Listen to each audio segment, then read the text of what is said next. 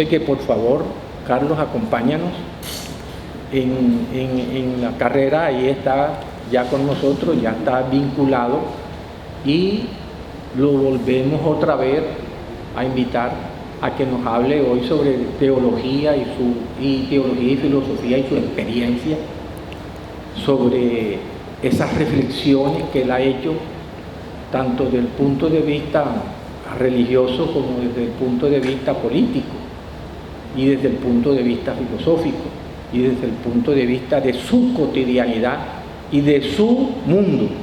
Entonces, Carlos, bienvenido otra vez a tu casa. Gracias. Y siempre aquí está Ítaca, y él te espera siempre. Muchas gracias por acompañar. Muchas gracias, profesor Dumas, profesor Ribón, por esta invitación, y de verdad que el hijo pródigo regresa a casa. Entonces, qué bueno estar de nuevo entre ustedes y bueno, desarrollar esta ponencia que va en torno a lo que en este semestre se ha determinado como la relación entre filosofía y teología. Y pues la ponencia, como ustedes vieron en el flyer, es memoria y olvido desde una perspectiva histórica, filosófica y teológica.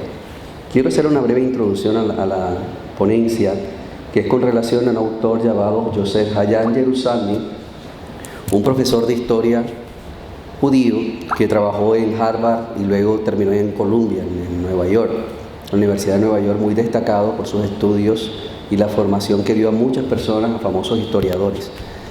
Dentro de la ponencia se va a destacar el papel que él desarrolla dentro de la historia, dentro de un ensayo que se titula Reflexiones sobre el olvido. Y allí se encuentra algo muy fundamental, que es el papel del historiador. Pero adicionalmente a eso, ya este ensayo lo había trabajado de otra forma desde la historia y la literatura y la filosofía. El elemento que se introduce es la teología, adicional a otros elementos que tienen que ver con la importancia del papel del filósofo y el teólogo en la búsqueda de sentido del ser humano. Algo parecido al texto que por ahí traje también de Víctor Frank, El hombre en busca de sentido, ¿no? Entonces, vamos por esa idea y vamos a desarrollarlo de la siguiente forma. Empezaría pues con unos epígrafes, que siempre me gusta comentar los ensayos con epígrafes. El primero es de Yosef Hayat Yerushalmi, que dice: tanto más poderoso es mi terror al olvido que el temor de tener que recordar demasiado. Eso es tomado de Reflexiones sobre el olvido. Este ensayo ustedes lo pueden descargar fácilmente de internet. En Google ustedes colocan Yerushalmi, Reflexiones sobre el olvido, inmediatamente les aparece. Parodiando la máxima platónica, nosotros escribimos en el frontón de nuestros propileos que nadie entra aquí si no es filósofo, si antes no ha reflexionado sobre la naturaleza de la historia y la condición del historiador. Conocer historiquí de Langstaff. Allí reside lo históricamente inaudito del capitalismo, en que la religión ya no es la reforma del ser, sino su destrucción. Walter Benjamin, tomado del capitalismo como religión. Y del texto del Evangelio, Jesús le respondió: si ellos se callaran, las piedras a lo largo del camino se pondrían a clamar. Tomado de Lucas 19:40. Damos entonces inicio al ensayo. De la historia a la escritura. Partamos de la primera premisa, el cual el historiador judío Yosef Hayat Yerushalmi, en su texto escrito para un coloquio en Francia llamado Reflexiones sobre el olvido, de acuerdo con este autor se define memoria como neme, el cual llamará memoria aquello que permanece ininterrumpido, y la reminiscencia, la anamnesis. La anamnesis se designará reminiscencia de lo que se olvidó. Recordemos aquel texto de Platón donde en el Teteto que se habla de esto, ¿no? De esta parte, de esa diosa, de la anamnesis. Él inclusive ahorita vamos a referenciarlo, que él dice que tomó de Platón. La anamnesis se designará la reminiscencia de lo que se olvidó. Yerushalmi llama premisa asombrosa. Todo un pueblo puede no solo ser exhortado a recordar, sino también considerado responsable del olvido. Según el autor, porque al decir que un pueblo recuerda, estamos afirmando que su pasado fue activamente transmitido a las generaciones contemporáneas, a través de los canales y receptáculos de la memoria, lo cual permite cargarse con un sentido propio. Por tal motivo, un pueblo olvida cuando la generación de ese pasado no le transmite a la siguiente. por los diferentes motivos, como la no aceptación o rechazo de lo que recibió, lo cual interrumpe bruscamente y empieza a erupcionar un trabajo de plantío de la memoria colectiva por varias generaciones. El principio es entonces: un pueblo jamás puede olvidar lo que antes no recibió.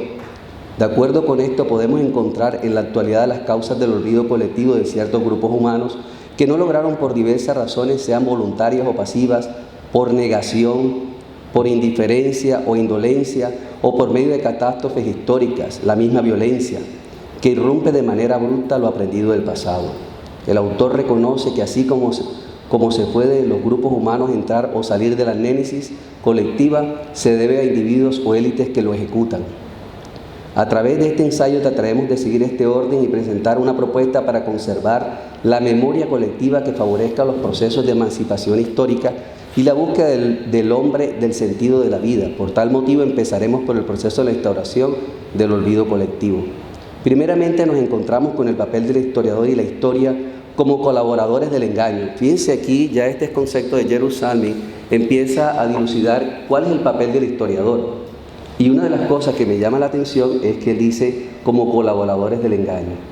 Cuando el historiador se convierte en un moldeador, un afinador, un restaurador de la memoria de vencedores y no de aquellos cuya pérdida nos lamentamos, sino amarrado a la historia de los que ostentan el poder cerca del otro como su víctima o vencido, pero alejado del otro en su ser, como quien mueve las imágenes del fondo de la caverna de Platón, quien habla y calla cuando conviene y permite el juego de la sombra al interior del antro subterráneo. Dice Jerusalem, voy a citar textualmente a Jerusalem, lo siguiente: más que hombre de ciencia, autor de la historia, él mismo se sentía, no sin razón, autor de la historia, pero pronto descubrió que gracias a sus métodos podría practicar una nénesis mucho más profunda de lo que jamás podría hacerlo una colectividad. Todo el pasado se convirtió en objeto accesible a sus métodos de averiguación. La tentación de restaurar el pasado total se volvió irresistible. Paralelamente, su creencia, aspiración a la objetividad científica, parecía exigirle un desprendimiento cada vez mayor de los objetos inmediatos del grupo y también del propio tema que trataba. Este doble movimiento nos parece hoy retrospectivamente ineluctable. La historia se convierte así en una disciplina independiente, de rápidos progresos y dotado de su propio momento. Entonces aparece Nietzsche, diagnosticando la malignidad y diciéndonos que la cura se ha convertido en la enfermedad. Pero es solo el primero en emitir el diagnóstico, el primero de la larga serie. Joseph Jerusalem, en Reflexiones del Olvido, página 10. Luego, el abuso de los recuerdos en cuanto a un tema nos puede llevar con el famoso caso de Funes el Memorioso de Borges, o del caso del gemelo de la aflicción del mnemonista de Luria. Él representa, cuando él empieza a hablar sobre el ensayo, él dice que antes de llegar a París, donde iba a dar la charla, él se había leído unos textos de un psicólogo ruso llamado Alexander Romanovich, y uno de los textos es titulado en inglés The Mind Mnemonics Little Books About Bach's Memory, que se conoce como el mnemonista de Luria, que es el caso de una persona que tiene una vasta memoria, y por eso lo compara con el caso de gemelo, digamos, en ficción de la literatura de Borges el Memorioso, ¿no? Que ustedes lo han leído. Y esta persona tiene el problema de que tanto conoce y tanto recuerda que cuando va a leer un libro, con solo leer una página del libro no puede continuar porque se evocan muchos recuerdos. Entonces, el lado, digamos, cuando una persona recuerda todo, el problema cuando alguien tiene la memoria sobrecargada, ¿no? Tiene mucha información, que también se puede constituir en un problema, ¿no? Tal vez esto lo podemos ver en cómo los medios de comunicación nos llenan de tanta información, de tanta basura, como para que nos aliene y nos olvide de la situación de los problemas reales de nuestra sociedad. Digamos, vamos a empezar a hacer como una interpretación de estas realidades. Y dice que está tan cargado de información que no podría leer su realidad. Por eso, el papel de la historiografía, como esa historia, como relato o disciplina o género con reglas, instituciones y procedimientos propios, es decir, la historia como relato no puede suplantar la memoria colectiva, ni crear una tradición alternativa que se pueda compartir como reemplazo.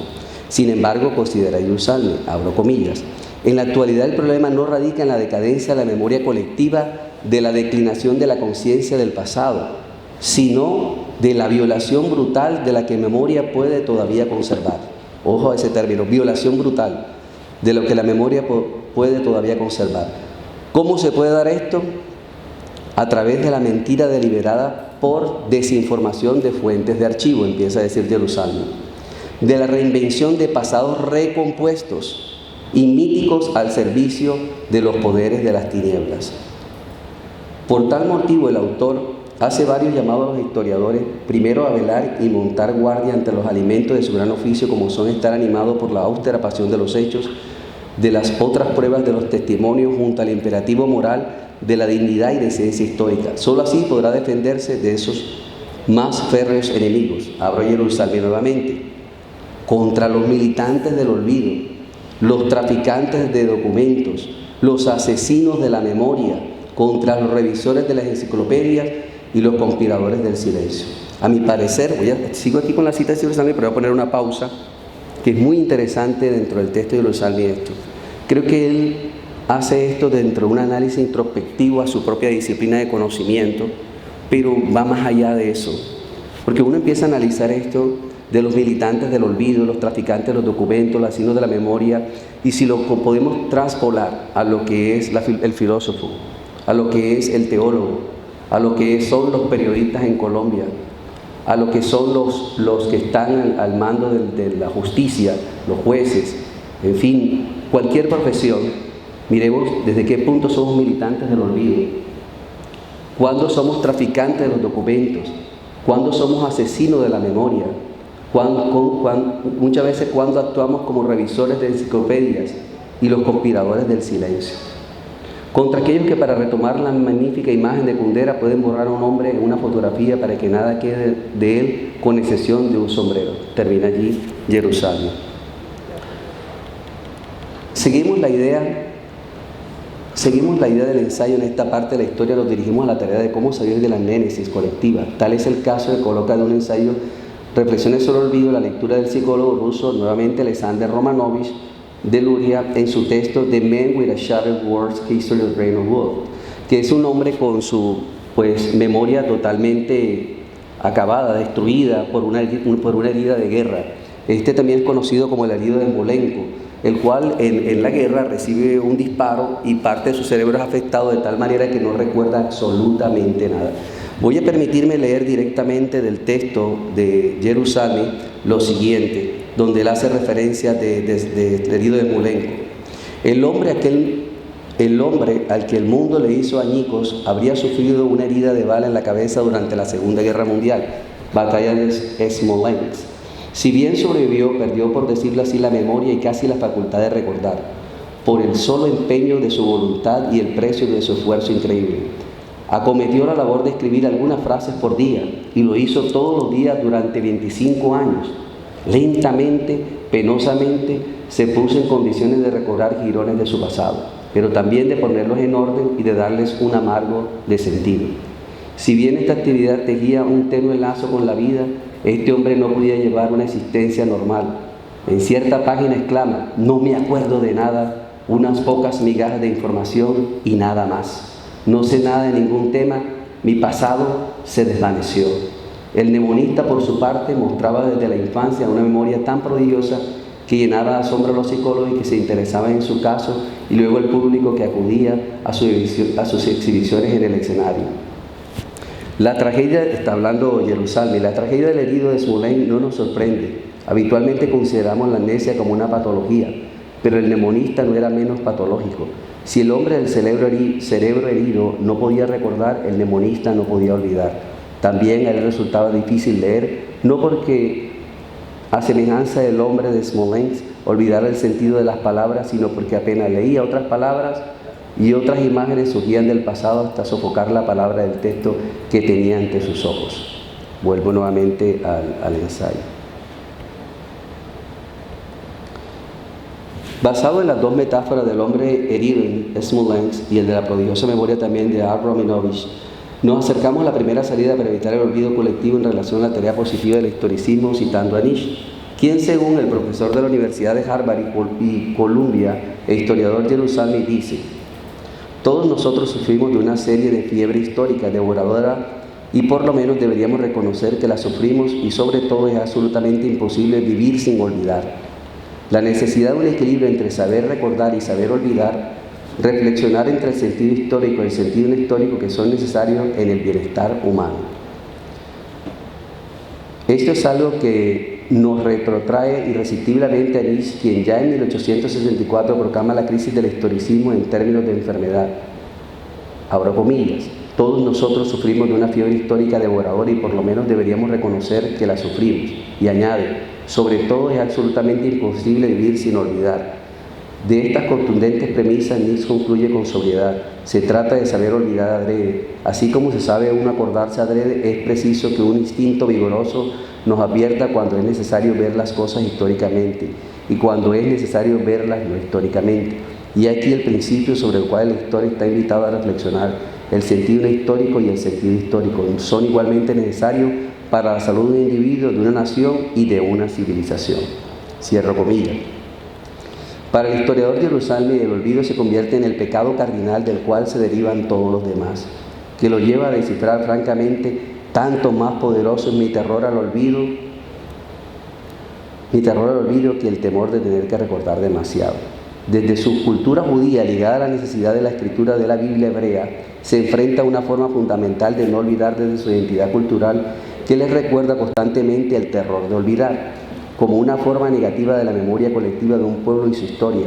Por tal motivo, trae el recuerdo de la cita Locus Classicus que dice: guárdate bien de olvidarte de Yahvé tu Dios, dejando de observar sus mandamientos, sus leyes y sus preceptos que hoy te prescribo yo. No sea que te ensorbezcas en tu corazón y te olvides de Yahvé tu Dios, que te sacó de la tierra de Egipto, de la casa de servidumbre. Si olvidándote de Yahvé llegaras a ir tras otros dioses y les sirvieras y te prosternaras ante ellos, yo doy testimonio hoy contra vosotros que con toda certeza pereceréis. Deuteronomio 8, 11, 14, 19, Jerusalmi, página 4. Memoria y olvido. Voy a ir nuevamente al texto de Jerusalmi para leerlo directamente del texto del ensayo, donde pues él nos hace una aseveración de dónde toma el término que estamos hablando de memoria y reminiscencia como anénesis. Por lo tanto, haré una distinción provisional entre memoria y mnemi, y la reminiscencia anénesis. Llamaré memoria aquello que permanece esencialmente ininterrumpido, continuo, y la anénesis designará la reminiscencia lo que se olvidó. A la buena manera judía tomé estos términos de los griegos y particularmente de Platón, donde remiten no a la historia sino al conocimiento filosófico de las ideas eternas, con excepción de esos pocos y raros individuos cuya alma han conservado huella de los recuerdos prenatales del mundo de las ideas. Todo conocimiento es anénesis, todo verdadero aprendizaje es un esfuerzo por recordar lo que se olvidó. Existe en el Talmud, Tratado de Nidak 30b, un curioso paralelo. Ahí se dice que el feto conoce toda la Torá y que puede ver el mundo de un extremo a otro. Pero justo en el momento de nacer aparece un ángel y le toca la boca. Una leyenda tardía pretende que se la besa. Y el pequeño olvida inmediatamente todo. Deberá, volver a aprender la Torá. Como aquí hay colegas que conocen a los griegos mucho mejor que yo, comenzaré de acuerdo con mis costumbres para tratar de los judíos y luego entrar en la exposición a perspectivas más generales. Vuelvo al ensayo diciendo lo siguiente: vemos como a través de la tradición de conservar su identidad como pueblo y su memoria se apoyaron en las escrituras que les permitió no olvidar su pasado, su identidad de pueblo y su ley. El mismo autor también recuerda otras ocasiones en su texto para reforzar la idea de cómo lo escrito y lo enseñado de ese escrito se perpetúa, como sucedió en el caso de la destrucción del segundo templo judío por los romanos y el hecho de que en medio de esa barbarie se construyó la fortaleza de Janet, como una respuesta contra el olvido. En algunas otras formas se pronuncia Janet, y en fortaleza la reconstrucción de memoria colectiva de su pueblo. En este lugar, según el autor, se salvó el estudio y se ordenó la traducción para los tiempos y sus futuras generaciones. El mismo autor cita a Freud, quien también reconoce la importancia de este lugar como escuela de enseñanza. Es importante tener en cuenta que en cuanto al concepto de la historia judía, no solamente se suscribe a un escrito como tal, sino que hay una parte que es ritual, o sea, dentro de la historia se construye la parte ritual y la parte escrita. Y quienes escribían dentro de los judíos la historia no eran historiadores como tal, de pronto como se dieron en algunas culturas, sino eran los sacerdotes y los profetas, eran los encargados de hacer la escritura. Luego lo reproducían los escribas, ¿no? Con un celo que ustedes saben que se mantenía en la reproducción de estos escritos. Entonces vamos a la parte donde no sé de nada que ilustre mejor el formidable poder de Janet que el cierto gesto realizado por Freud casi 2000 años después. Freud, el psicólogo, rechazó la cadena de tradición en provecho de la cadena de repetición inconsciente, pero Freud, el judío, sabía aún y sentía lo que podía significar este episodio ancestral. En agosto de 1938, tras escapar de Jerusalén vienesa inmediatamente después del Anschluss, se volvió por instinto hacia un ejemplo de Janet, para encontrar en él una palabra de consuelo que hizo llegar por intermedio de Ana Freud a la diáspora psicoanalítica reunida en París con motivo del 15º Congreso Internacional. Abro comillas de lo que dice Freud. Los infortunios políticos sufridos por la nación judía le enseñaron a valorar debidamente el único bien que le quedó, su escritura. Inmediatamente después que Tito destruyó el templo de Jerusalén, el rabino Johann ben Zakkai solicitó el permiso de abrir a Janet la primera escuela para el estudio de la Torá. Desde entonces el pueblo disgregado se mantuvo unido gracias a la Sagrada Escritura y al interés espiritual que ésta suscitó. Yosef Hayat, Jerusalén, página 7. Jerusalén, en su ensayo, él plantea 3 momentos bíblicos, históricos, donde el pueblo rescató nuevamente ese olvido de las escrituras y de la historia, no solamente como parte ritual, sino como parte histórica e identidad del pueblo judío. Por cuestiones de tiempo yo la voy a obviar, pero el que esté interesado puede mirar dentro del ensayo esos 3 momentos importantes. Pero más allá de la necesidad de la angustia, los sabios de Janet, enseñanza de la Torá para que no se olvidara la historia, estaba otra razón más imperante, la halajak, que al ser traducida en hebreo significa la ley como ese conjunto de ritos y creencias que da a un pueblo el sentido de identidad y de su destino. El autor menciona los diferentes casos más relevantes de la historia en el pueblo judío restaurador a la Torá y la halajak, donde la escritura deja de ser un solo relato interpretado por un grupo de personas, en este caso los sacerdotes, y pasa a ser propiedad común del pueblo. Creo que este punto es supremamente importante por 2 razones. Primero, renace la escritura desde otra forma y su exégesis. Segundo, se convierte en un excelente ejemplo para lograr salir del olvido colectivo a través de la escritura y la memoria colectiva que no se rinde ante la barbarie y demás poderes de la muerte. Es importante tener en cuenta, nosotros sabemos a través de la historia y que a veces uno encuentra enseñanza con los estudiantes, en el caso no solamente de filosofía, sino cuando se enseña, por ejemplo, ética o inclusive cuando se trabaja lógica, encuentra uno que hay un dogmatismo que todavía está el escolasticismo con relación no solamente a estos hechos desde los judíos, en esa forma en cómo llevaron esa reforma interna de llevar las escrituras a su propio pueblo y que sea el pueblo, ya no los sacerdotes, lo que haga la interpretación, sino inclusive con algo más visible en la historia que es la reforma protestante, con Martín Lutero. Todavía existe ese escolasticismo que mucha gente desconoce. Cuando Martín Lutero traduce la Biblia que estaba en latín, la traduce en la lengua vernácula alemana, la lleva al pueblo, les muestra la manera de cómo interpretarla, inclusive aprovechando el tiempo, la imprenta de Gutenberg y poder difundir lo que es la palabra de Dios. Y a través de allí se desarrollan muchas cosas como la libertad de conciencia, libertad de expresión, libertad de interpretación de las escrituras, y se acaba con ese proceso jerárquico de interpretación desde la cabeza, digámoslo así, que tenía una sola forma de interpretación, es decir, se da la libertad de expresión, libertad de culto también. Entonces es importante también tener en cuenta eso. Nuestros textos son paradigmáticos, lo afirmo, habla Jerusalén, por lo que los problemas que suscitan y los que tratan van más allá de un contexto judío, porque la fenomenología de la memoria y del olvido colectivo son esencialmente los mismos en todos los grupos sociales. Solo los detalles cambian. No hay pueblo para el que ciertos elementos del pasado sean históricos o míticos, y a menudo una mezcla de los dos no pasan a ser una Torá oral o escrita, una enseñanza canónica compartida necesitada de consenso. Recordemos que la Torá también se dio a través de la tradición oral y a través de la tradición escrita. Hay pueblos que, digámoslo así, su Torá es solamente de tradición oral y que se va transmitiendo de pueblo en pueblo, lo que indica lo que viene del concepto de él, que considera como la halajat. Entonces, si esta Torá puede sobrevivir, es solo una medida en que se convierte en una tradición. Cada grupo, cada pueblo tiene sus halajat, pues la halajá no es la ley, nomos en el sentido alejandrino y después paulínico. La palabra hebrea viene de halak, que significa marchar. Halajat es por lo tanto el camino por el que se marcha, el camino, la vía, el Tao, ese conjunto de ritos y creencias que da a un pueblo el sentido de su identidad y de su destino. Del pasado solo se transmiten los episodios que se juzgan ejemplares o edificantes para el halajat de un pueblo tal como se vive en el presente. En ciertas circunstancias, grupos o pueblos son igualmente capaces de proceder a la nénesis, aunque la iniciativa no corresponda al grupo como tal, sino a individuos que salen de lo común o de las élites. Edras y levitas, si ustedes lo prefieren, cada renacimiento, cada reforma, regresa a su pasado a menudo distante para recuperar episodios olvidados, dejados de un lado, para los cuales hay un súbito acuerdo, una empatía, un sentimiento de gratitud. La nénesis transforma inevitablemente su objeto. Lo antiguo se convierte en un nuevo inexorable. Ellos denigran el pasado intermedio, decretando lo alto para el olvido. Pero el resultante de estas nénesis, si no se muestra efímero, deberá convertirse a su vez en una tradición con todo lo que ello comporte. Listo, cierro ahí de Jerusalén. Sigo acá. Necesitamos de más fortaleza de Janet en los pueblos de América Latina. Sabios que guarden la memoria del pueblo y le enseñen a no olvidar su pasado, su identidad, su marcha y su historia.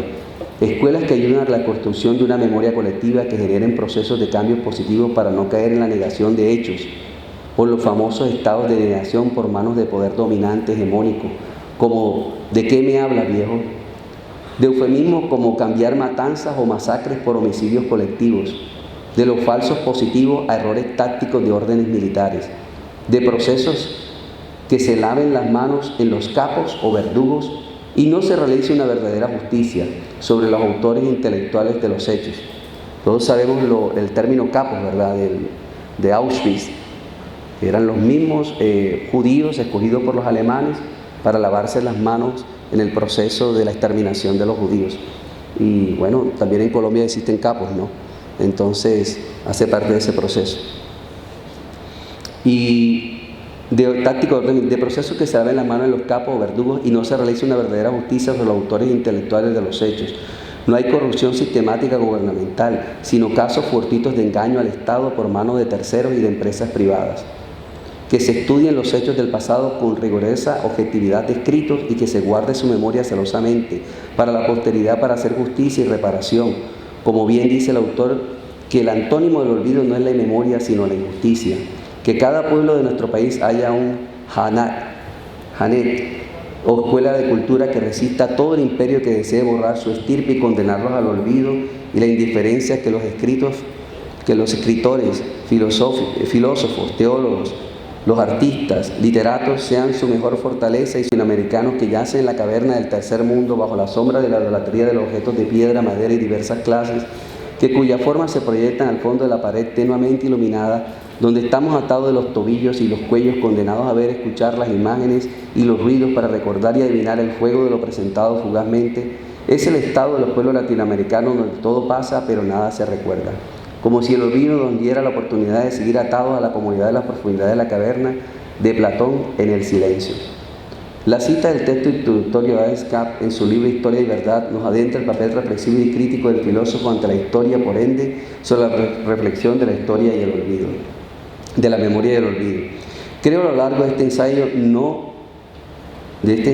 no se ha dejado esta noble tarea de analizar al historiador como escritor y su papel dentro de la historia y su compromiso con la memoria y el olvido. La imperiosa necesidad de los escritores como historiadores, escritores y defensores de la memoria colectiva y su lucha contra el olvido colectivo y por ende la reflexión filosófica sobre el marco del pensamiento desde Platón, incrustada en la alegoría de la caverna, en el proceso emancipatorio de una memoria que reconoce solo lo reconocible, lo instituido, lo dado, desde una sola hegemónica y calculada tramulla, en movimiento que perpetúa a los hombres encadenados a vivir la historia repetida de imágenes y sonidos al fondo de la pared y sus sombras. Un relato transmitido y reflejado en miles de formas y veces, pero con la misma esencia de ser reconocida como igual e inalterable, de un solo discurso impuesto, una sola narrativa a la fuerza, a través de la literación con diferentes voces. Creo que ya en estos momentos se han cansado de repetir la historia, sino que quieren también alienar el presente. digámoslo así. Están transformando el presente a través de la mentira, a través de la literación, de la supuesta mentira que usan los medios masivos de información. De un solo discurso impuesto, una sola narrativa, la fuerza a través de la literación con diferentes voces, una repetición que su llaga se distrae y que acomoda las circunstancias del fondo de la caverna. El filósofo y el teólogo son llamados no solo a liberarse a sí mismos, sino también a actuar como liberadores de aquellos que están subyugados por un estado de excepción injusto e inhumano. Este estado niega la posibilidad de vivir en la plenitud de las capacidades humanas y espirituales, alienándolos de su verdadera naturaleza, inspirados en la memoria colectiva y la teología, la de redención. Ambos recuerdan su función como agentes emancipadores, siguiendo las enseñanzas de los teólogos como San Agustín, que veía en Cristo el Redentor que libera del pecado y la opresión, en Dietrich Bonhoeffer, quien instaba a partir del sufrimiento a los demás como un acto de liberación. El teólogo está comprometido a luchar contra las nuevas formas de esclavitud de la conciencia. Así, la memoria redentora actúa como resistencia al olvido y al sometimiento, permitiendo que tanto el filósofo como el teólogo se levanten para emancipar a los nuevos cautivos, no solo del pecado, sino también de la estructura injusta que destruye la dignidad humana. Esta condición de los oprimidos desde Benjamin, que vive en permanente estado de excepción bajo la complicidad de los que desean el progreso como la ley histórica y el fascismo, que fundamenta sus propias narrativas para apagar los movimientos de quienes se resisten a estar encadenados y sujetos a la opresión. La manipulación de las leyes aprovechando el estado de excepción los lleva a perpetuarse en las arenas del circo romano de la barbarie para distraer con la sangre de los vencidos y elevar la gloria de los vencedores. Cito Benjamin: la tradición de los oprimidos nos enseña que el estado de excepción en el que vivimos es la regla. Debemos llegar a un concepto de historia que se corresponda con esta situación. Nuestra tarea histórica consistirá entonces en suscitar la venida del verdadero estado de excepción.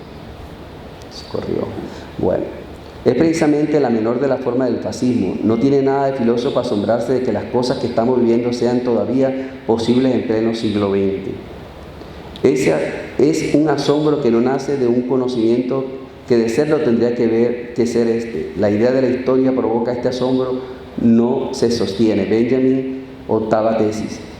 En su corto ensayo El capitalismo como religión, Walter Benjamin propone una visión radical del capitalismo al describirlo no solo como un sistema económico, sino como una religión. Según Benjamin, el capitalismo ha tomado características religiosas. Es un culto continuo que no ofrece redención ni trascendencia, sino una deuda perpetua. A diferencia de las religiones tradicionales que prometen salvación, el capitalismo es implacable y mantiene a los individuos en una constante búsqueda de satisfacción a través del consumo, la acumulación, sin ofrecer alivio espiritual. Benjamin señala que el capitalismo transforma todas las esferas de la vida, vinculando la moral y la economía. Los individuos participan en este culto a través del trabajo y el consumo, mientras que la sensación de culpa y de deuda económica o moral nunca se disipa. No existe un redentor y la única salida parece ser profundizar más en el sistema. La comparación que hace Benjamin sugiere que el capitalismo ha sustituido a las religiones tradicionales, moldeando las creencias y las prácticas de las personas de manera profunda e inescapable. Este texto es una crítica tanto del sistema capitalista como de la capacidad para absorber y transformar la estructura religiosa y cultural, transformando la vida moderna en un ciclo interminable de deuda, culpa y consumo. Cito Benjamin del texto El capitalismo como religión. 3 rasgos, empero, son reconocibles en el presente de esta estructura religiosa del capitalismo. En primer lugar, el capitalismo es una pura religión de culto, quizás la más extrema que jamás haya existido. En él, todo tiene significado solo de manera inmediata con relación al culto. No conoce ningún dogma especial, ninguna teología. Bajo este punto de vista, el utilitarismo gana su coloración religiosa. Esta concreción de culto se encuentra ligada al segundo rasgo del capitalismo, la duración permanente del culto. El capitalismo es la celebración de un culto sans repos et sans merci. No hay ningún día sin semana, ningún día que no sea festivo en el pavoroso sentido del despliegue de la pompa sagrada. Recordemos que el innombrable decía trabajar, trabajar y trabajar. El capitalismo es presumiblemente el primer caso de un culto que no expía la culpa, sino que la engendra. Aquí este sistema religioso se arroja a un movimiento monstruoso, una monstruosa conciencia de culpa que no sabe cómo expiarse, apela al culto no para expiarla, sino para hacerla universal. inculcarle la conciencia y finalmente, sobre todo, incluir al Dios mismo en esa culpa, para finalmente interesarlo a Él mismo en la expiación. Esta no debe esperarse pues en el culto, ni tampoco en la reforma de esta religión, que debería poder aferrarse a algo seguro en sí misma, ni en la renuncia a ella. En el ser de este movimiento religioso que es el capitalismo reside la perseverancia hasta el final, hasta la completa inculpación de Dios. El estado de desesperación mundial en el que se deposita justamente la esperanza, allí reside lo históricamente inaudito del capitalismo, en que la religión ya no es la reforma del ser, sino su destrucción. Esa lucha contra el fascismo, regreso acá, y su historia que camina aún por el mundo donde la historia de los vencedores es la quimera, donde un solo relato en los múltiples voces vuelve ley por encima de la razón, y de la misma vida solo por asegurar una subsistencia al sometimiento, debe ser cambiada por las voces de los oprimidos, de los lumpes, de los desposeídos, de las víctimas, a lo que Manuel Reyes Mates responde en una entrevista titulada «Hay que pensar todo a la luz de la barbarie» a la pregunta ¿por qué la filosofía debe ocuparse del problema de las víctimas? Responde: la filosofía siempre se ha ocupado del problema de las víctimas. El ejemplo de Hegel es muy significativo. Hegel es un filósofo cuyo genio consiste en haber sabido interpretar y dar un sentido al conjunto de acciones y de los hechos de la humanidad. Hegel es como el notario de la historia. Él reconoce que la historia se ha construido sobre víctimas, que siempre ha estado ahí. Teniendo en cuenta este presupuesto, se puede mirar a otros autores como Aristóteles, quien tematiza la figura del esclavo. Es más, el tema de la esclavitud ha sido motivo de reflexiones de filósofos, teólogos, artistas hasta el siglo XIX. Las víctimas siempre han estado en la filosofía. El problema de la filosofía es que nunca les han dado la importancia y las han hecho insignificantes, es decir, las han privado de significación. El propio Hegel da la respuesta cuando dice que la humanidad ha construido su historia a partir de conceptos de progreso, superar las metas, acceder al nuevo conocimiento, al despliegue de las posibilidades del ser humano, tanto individual como colectivamente. Ese es el progreso. Tiene un costo. Efectivamente, las víctimas han pasado a ser costo del progreso. Esto ha sido una especie de supuesto de toda la humanidad hasta hoy. Recordemos también, queréis progreso, tendréis revoluciones, de Víctor Hugo. La idea del progreso que aparece en la novena tesis de Benjamin a la figura del ángel de Klee nos refiere a la narrativa del progreso humano. Es para él el Angelus Novus, en una catástrofe, una mirada hacia el pasado. Esa historia del progreso humano nos deja empedernidos y crueles. Refleja la mirada de asombro del ángel en medio de la barbarie humana, como dice el poeta. Aquí recuerdo también el discurso de el dictador. ¿Se acuerdan? El discurso del dictador que hace el famoso Charlie Chaplin en la película El Dictador, que es muy interesante, nos ha dejado empedernidos y crueles. También es un hermoso discurso. Mis alas están listas para el despliegue, con gusto volarían hacia atrás, porque aunque dispusiera de tiempo vivo tendría poca dicha. Es una mirada del pasado del exterminio, de la indiferencia de los mismos hombres arropados por la negación y el miedo, entusiasmados algunos a no ser tocados por el otro contrario, el ángel de la muerte, si colaboran con ese huracán que arrasa con todo lo que se opone a su paso, eso que llamamos progreso. La invitación del Rey Mate a repensarlo todo desde la barbarie nos invita a reconocer al otro. No hay memoria sin el otro, no olvido y perdón sin el otro. Ahorita actualmente estaba Mancuso junto con el presidente entregando tierras y ustedes saben que fue criticado duramente por esa situación y la respuesta que dio el presidente me pareció muy buena. Ahora sí, cuando estaban en la otra forma haciendo el desastre, la muerte, nadie se preocupaba, pero ahora porque está pidiendo perdón y está trabajando en el proceso de entrega de tierras, ahora sí están preocupados por eso.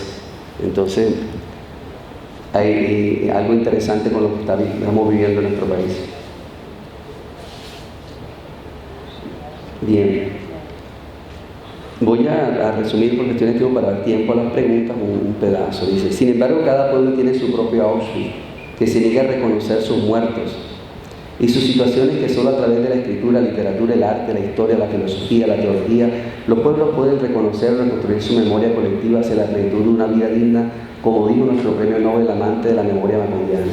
una nueva y arrasadora utopía de la vida donde nadie puede decidir por otros hasta la forma de morir, donde de veras sea cierto el amor y sea posible la felicidad, donde las estirpes condenadas a los 100 años de soledad tengan por fin y para siempre una segunda oportunidad sobre la tierra. Es finalmente el trabajo del filósofo y del teólogo seguir reflexionando sobre la memoria y el olvido, integrando las distintas narrativas que emergen desde una historia de los vencidos, una historia de las víctimas vivientes. Si la miseria, la pobreza, la desigualdad, el terror de la muerte, en medio de la indefensión, no nos mueve a buscar soluciones que despierten la conciencia de aquellos que desde el clasismo del circo romano contemporáneo observan impasibles cómo se destrozan seres humanos indefensos ante la fiereza de esta realidad y se aprovechan o disfrutan de ello, entonces estamos fallando como humanidad. Ambos filósofos y teólogos tienen la responsabilidad de responder a nuestro tiempo de acuerdo a las exigencias de las circunstancias, particularmente de nuestra América.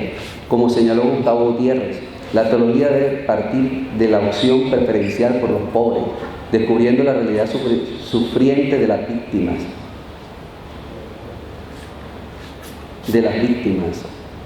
y reconociendo su dignidad como seres humanos.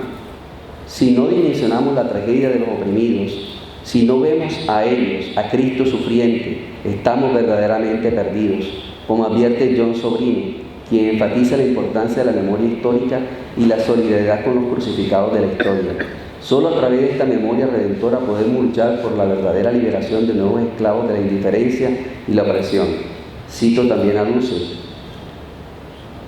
1998, dice: la primera condición de posibilidad de la crítica es entonces el reconocimiento de la dignidad del otro sujeto, de la víctima, pero de una dimensión específica, como viviente, conocedor a un ser humano desde la vida, conocerlo desde su vulnerabilidad traumática, volver sobre su estado empírico negativo y reconocerlo como víctima, es decir, faltante de vida en alguna dimensión y no realización funcional en cuanto a la autoconservación. Es el momento analéctico de la dialéctica que no permite subsumir todo lo ganado en la primera parte. La víctima es un viviente humano y tiene exigencias propias no cumplidas en la reproducción de la vida en el sistema. La responsabilidad por el otro de la víctima como víctima es igualmente condición de posibilidad, porque su origen destituido no tiene todavía capacidad para ponerse en pie. Necesitamos una escuela que nos acerque, hacia los caminos de justicia, la pureza de la verdad. En última instancia, el filósofo, el teólogo, el historiador, el artista y todos los profesionales se encuentran en un punto de convergencia como profetas de la justicia social, llamados a denunciar la opresión, mantener viva la memoria de las víctimas y promover la liberación de los oprimidos. Mientras que el filósofo y el teólogo ofrecen una visión crítica y ética, el historiador tiene la responsabilidad de rescatar la memoria de los vencidos y contar la historia desde su perspectiva de los excluidos. El artista, por su parte, transforma estas luchas y sufrimientos en imágenes y sonidos y palabras que tocan las conciencias, despertando la sensibilidad de los espectadores y ofreciendo una visión emancipadora. Juntos, filósofos, teólogos, historiadores, artistas, no solo critican las injusticias, sino que también invitan a transformar la sociedad y a restaurar sociedad hacia vida más decente y con mayor dignidad humana, para que solo así podamos entender que sin justicia no hay tranquilidad duradera, no existirá progreso duradero, existirá siempre una memoria colectiva que no se debe repetir, se luchará con el olvido que no se debe olvidar y actos que no se pueden perdonar y repetir en la historia de la humanidad. Muchas gracias.